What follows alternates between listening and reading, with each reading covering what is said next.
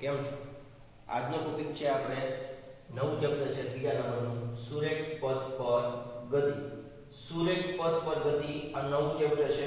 એમાં જોવાનું છે આપણે અલગ અલગ પથ ઉપરની ગતિઓ પણ સુરેખ હોવી જોઈએ, રાઈટ? અને એની અંદરની પ્રસ્તાવનાની વાત કરું ડાયરેક્ટ ટોપિક ઉપર, તો પ્રસ્તાવનામાં સમજો કે ગતિ કોને કહેવાય છે? ગતિ એને કહેવાય છે પદાર્થ પોતાનું સ્થાન સમય સાથે બદલાવે. જેમ જેમ સમય સાથે સ્થાન એનું બદલતું રહે છે તો એને કહેવાય ગતિ. હું અહીંયા ઊભો છું તો સમય તો ચાલે જ છે, પણ મારું સ્થાન બદલાતું નથી, એટલા માટે એને ગતિ ન કહી શકાય. કોઈ જગ્યાએ આપણે ગયા હોય ત્યાં તમે ઊભા છો તો સ્થિર છો, સમય તો ચાલે જ છે, સમય ક્યારેય ઊભો રહેતો નથી, પણ સમયની સાથોસાથ તમે પણ વેગમાં છો, અંતર કાપવો છો, તો એને કહેવાય છે ગતિ. એવી રીતે ઘણા બધા એક્ઝામ્પલ આપણી બુક્સમાં આપેલા છે. જેમ કે તમે શ્વાસ લો છો, રાઈટ? હવાની બહાર આવવું, અંદર જવું, અંદર જવું, બહાર આવવું, સમયની સાથે બદલાય છે, એટલા માટે એને કહેવાય છે ગતિ. રાઈટ? દોડવું, કૂદવું, ચાલવું, ફરવું, ફરવું એટલે બધું દોડવામાં એટલે કે ચાલવામાં જ બધું આવી ગયું છે, રાઈટ? કહેવાનો મતલબ એ છે કે અહીંયા આપણે ઘણા બધા એક્ઝામ્પલ લઈ શકાય છે કે આપણે જે પ્લેનનું ઉડવું, પક્ષીનું ઉડવું, સમય સાથે સ્થાન બદલે છે. જ્યારે પણ સમય સાથે સ્થાન બદલે છે ત્યારે એમ કહ્યું કે આ પદાર્થ ગતિમાં છે. ગતિ. એના પછી શબ્દ છે કણ. કણ શું છે? કણ એટલે કે તમે બિંદુવત પદાર્થ એમ કહી શકો કે ભાઈ બિંદુવત પદાર્થ. હવે આપણે એમ કહીએ તો આપણી જે મોટી મોટી આકાશગંગાઓ છે, પૃથ્વી છે, બહુ જ મોટી છે, આપણું ઘર બહુ જ મોટું છે, રાઈટ? શું એને કણ લઈ શકાય? તો કે હા, એને પણ કણ લઈ શકાય. કણ તરીકે તમારી પાસે કોઈ પણ પદાર્થ છે કે જેનું દળ હોય એને કણ લઈ શકો. સૂર્યને પણ તમે કણ લઈ શકો, આકાશગંગાને પણ તમે કણ લઈ શકો, બ્રહ્માંડને પણ તમે કણ લઈ શકો, રાઈટ? તો કણ જે છે એ શબ્દ છે આપણે અહીંયા આગળ જતા કણ શબ્દ જ બોલીશું, રાઈટ? કણ શબ્દ એટલા માટે બોલીશું કારણ કે આપણે કોઈ બી ગતિનું આપણે વર્ણન કરવા માટે બે કણ ધારેલા રહેશે, બે પદાર્થ બોલશું કે કણ બોલશું. આપણી પાસે ટૂલ્સ બોલે છે કણ છે, એક કણની સાપેક્ષે બીજું કણ, એટલા માટે કણ જ્યાં પણ શબ્દ આવે ત્યાં સમજી જવું કે તમારી પાસે અહીંયા કોઈ પદાર્થની વાત થયેલી છે, તો એ છે કણ. સંદર્ભ બિંદુ. સંદર્ભ બિંદુ ક્યાંથી શું કહેવાય છે? ચલો, તમે તમારા ઘરેથી કોઈ પણ જગ્યાએ જાઓ છો 50 કિલોમીટર દૂર, તો તમારા ઘરથી તે સ્થળ સુધીનું અંતર 50 કિલોમીટર છે, તો તમારું ઘર છે એ સંદર્ભ બિંદુ છે, ઉદ્ગમ બિંદુ, ઉદ્ગમ કે ત્યાંથી તમે શરૂઆત કરેલી છે સંદર્ભ બિંદુથી, રાઈટ? તો સંદર્ભ બિંદુ તમે કયું લો છો એના ઉપર પણ આધાર રાખે છે, રાઈટ? પણ તમે વચ્ચેના ગામથી કોઈ તમારા ઘરથી 50 કિલોમીટર કોઈ, ચલો અમદાવાદ છે, રાઈટ? તો તમારા ઘરથી અમદાવાદ 50 કિલોમીટર છે, તમારું સંદર્ભ બિંદુ તમને ખબર હોવી જોઈએ, પણ તમે વચ્ચે ક્યાંકથી લો કે ભાઈ અહીંથી 25 કિલોમીટર છે, નહીં ચાલે. સંદર્ભ બિંદુ જ્યાંથી હોય ત્યાંથી જ તમારે લેવું પડશે. તો સંદર્ભ બિંદુ એ છે કે કણ જે સમય સાથે ગતિ કરે છે તો શરૂઆતનું સ્થાન ક્યાં છે એ તમારું ઉદ્ગમ બિંદુ. ઉદ્ગમ બિંદુ કોઈ તો ચાલે ને સંદર્ભ બિંદુ કોઈ ચાલે, એ વસ્તુ એક જ છે. અને હું જો ડાયમેન્શનની વાત કરું, આપણી પાસે 3D માં આપણે 3 ડાયમેન્શનમાં જીવીએ છીએ, 1 2 3 આ 3 ડાયમેન્શન છે.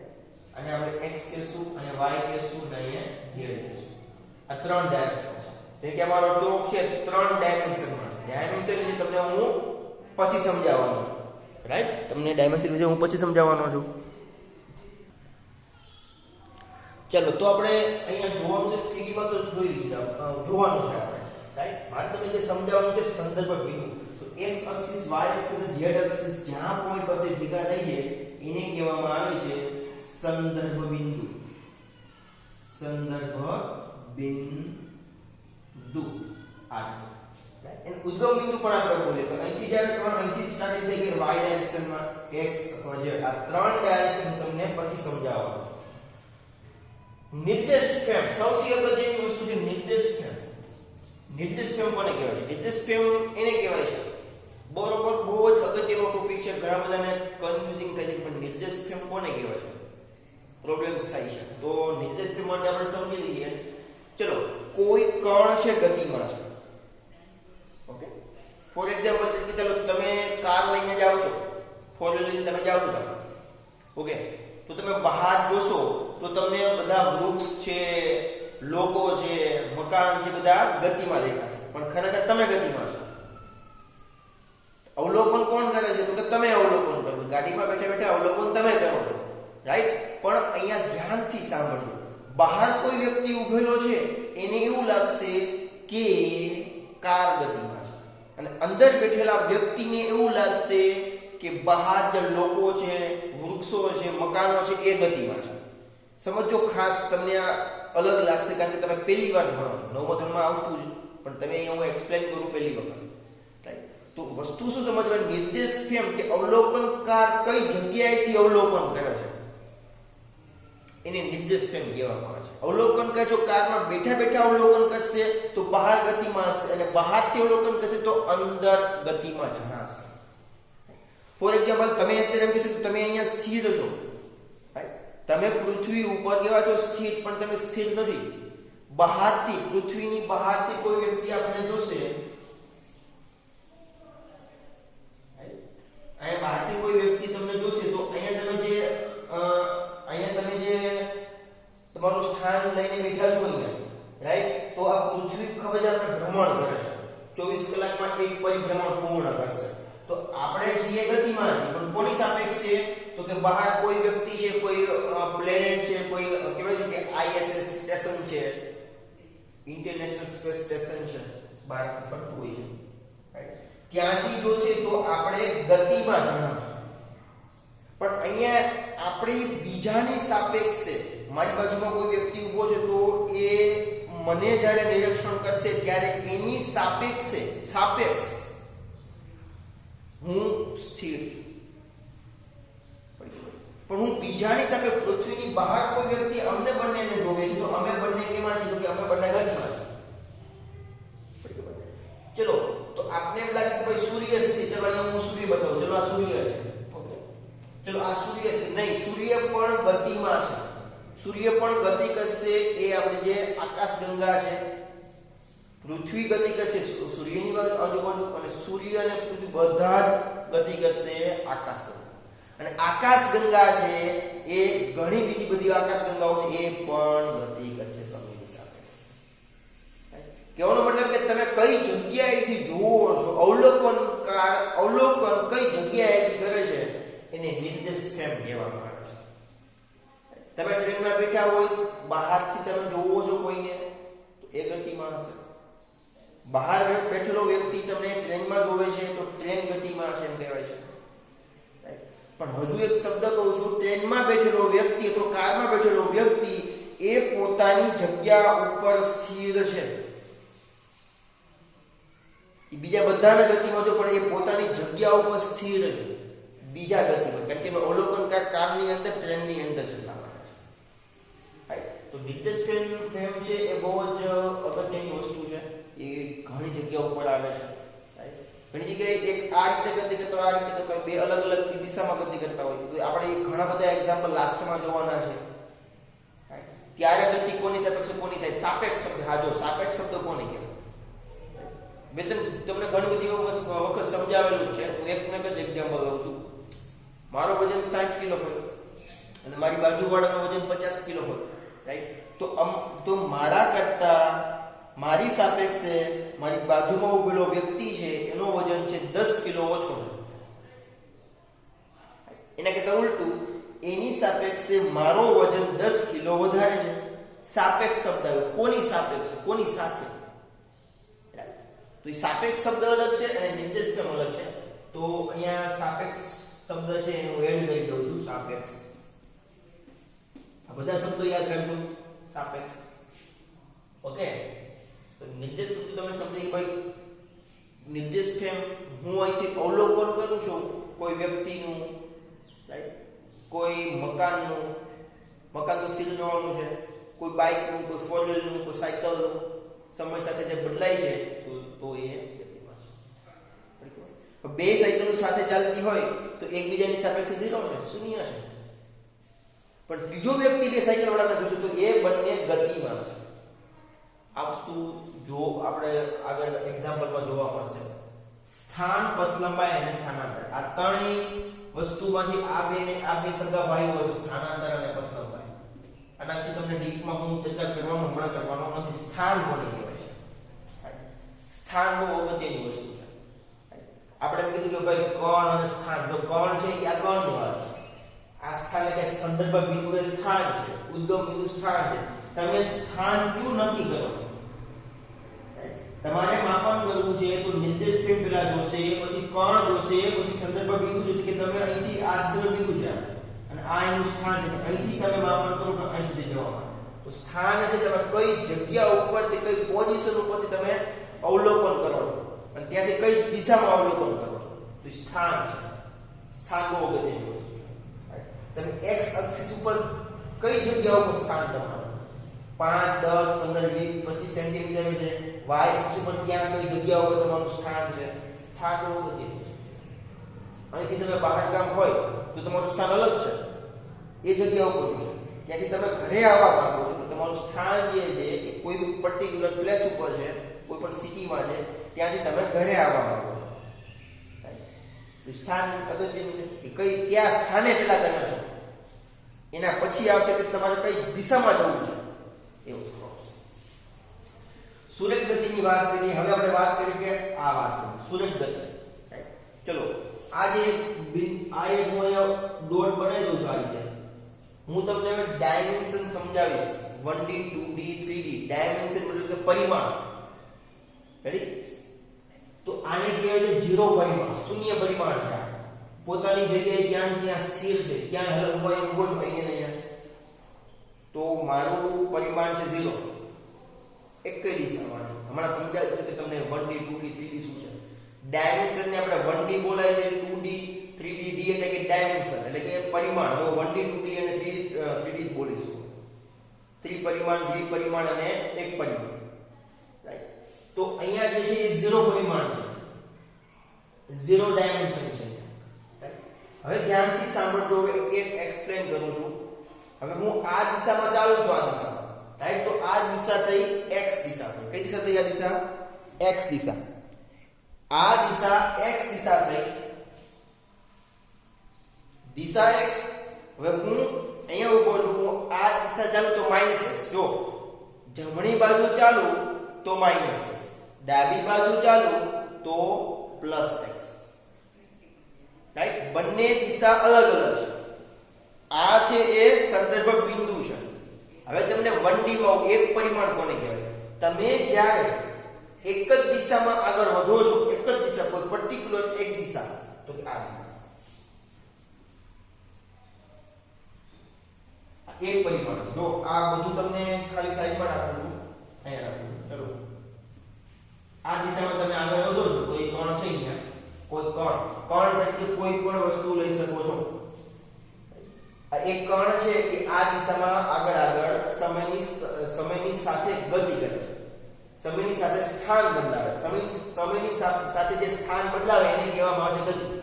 રાઈટ? તો સમયની સાથે જે સ્થાન બદલાય છે એક જ ડાયરેક્શનમાં છે, એક જ દિશામાં આગળ વધતું હોય તો એને કહેવાય એક પરિમાણ. તમે કહેશો કે ચલો આ દિશામાં આગળ વધે તો બે પરિમાણ. નહીં, આ દિશામાં આગળ વધશે પણ તો આ પરિમાણ તો એક જ છે, પણ એની વિરુદ્ધ દિશા. જેમ કે આપણે લખીએ કે x અને એ લખીએ આપણે x ડેશ.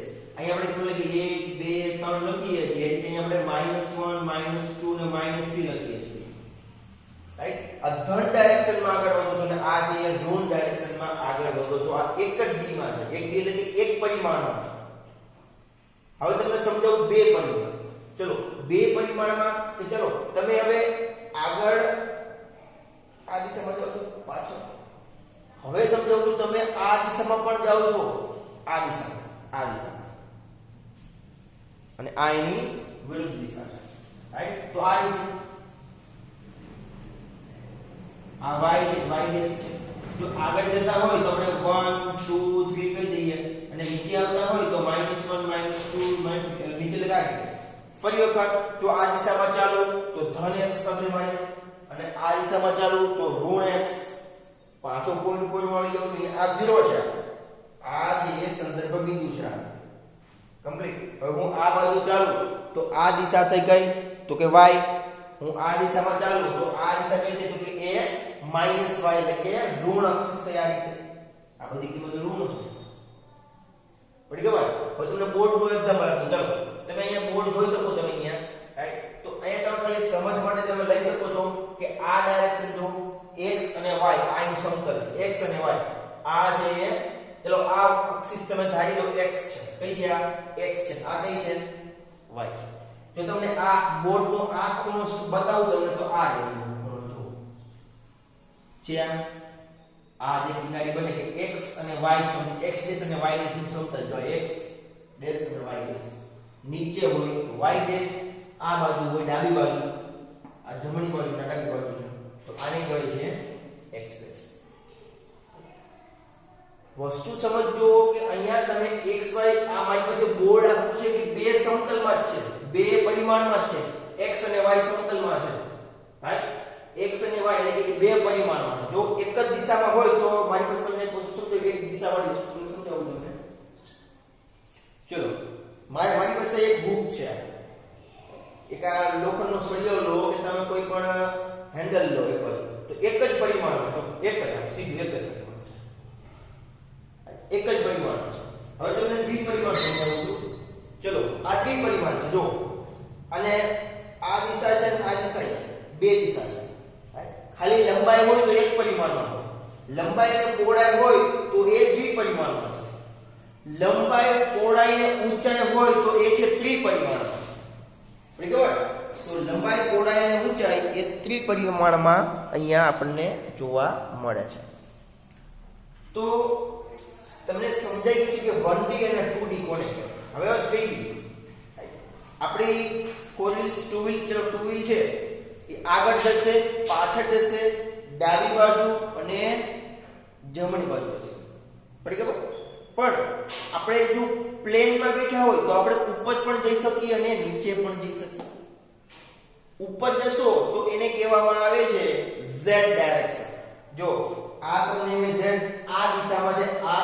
નામની કોઈ દિશા નથી પણ મારે બોર્ડમાં બહારની બાજુ દોરી ન શકાય તમને એક્સપ્લેન કરું છું અહીંયા ચલો આ x જો આ દિશામાં x તમે ધારી લો આ દિશામાં y ધારી લો x દિશામાં આ દિશામાં y અને તમારી બાજુ આવે છે z ડાયરેક્શન z ડાયરેક્શન મારે આમ દોરી ન શકાય આમાં મારે આમ કેમ દોરવું હવામાં તો કઈ દોરી ન શકાય એટલે એટલા માટે મેં થોડું ક્રોસમાં બતાવ્યું છે રાઈટ તો એ છે તમારી બાજુ આવે છે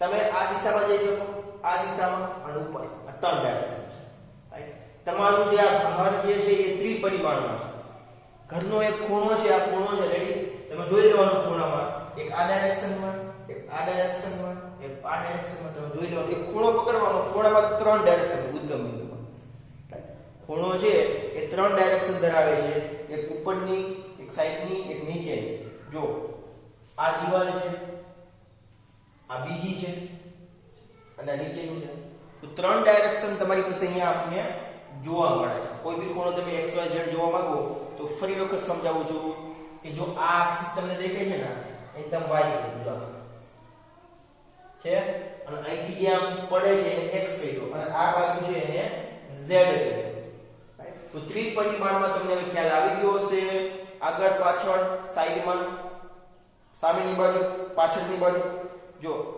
આગળ સોરી આપણે હજુ એક્ઝામ્પલ લઈએ કે આગળ ચાલો આ પાછળ ડાબી જમણી ઉપર નીચે કમ્પ્લીટ તો આ રીતે આપણે પછી 3D માં વાત કરશું આપણે જ્યારે ત્રિપરિમાણમાં હવે એક અગત્યનો ટોપિક છે કે આ બધુંનો અભ્યાસ કયા શાસ્ત્રમાં કરવામાં આવે છે શાસ્ત્ર એટલે કે ભૌતિક શાસ્ત્ર રસાયણ શાસ્ત્ર તો ભૌતિક શાસ્ત્ર તો એક મેન છે વિષય છે પણ એની અંદર કેટલી પેટા થિયરીઓ છે એમાંનું જે યંત્ર શાસ્ત્ર જેને આપણે મિકેનિક્સ કહીએ છીએ રાઈટ એના બે પાર્ટીશન છે શુદ્ધ ગતિ વિજ્ઞાન અને ગતિ વિજ્ઞાન છે રાઈટ શુદ્ધ ગતિ વિજ્ઞાનમાં શું છે અને ગતિ વિજ્ઞાનમાં શું છે શુદ્ધ ગતિ વિજ્ઞાન કોને કહેવાય છે કે જ્યારે તમે કોઈ ગતિની વાત કરતા હોય રાઈટ? કે કાર છે એ કાર એ છે આપણા ઘરેથી અમદાવાદ સુધી ગતિ કરે છે,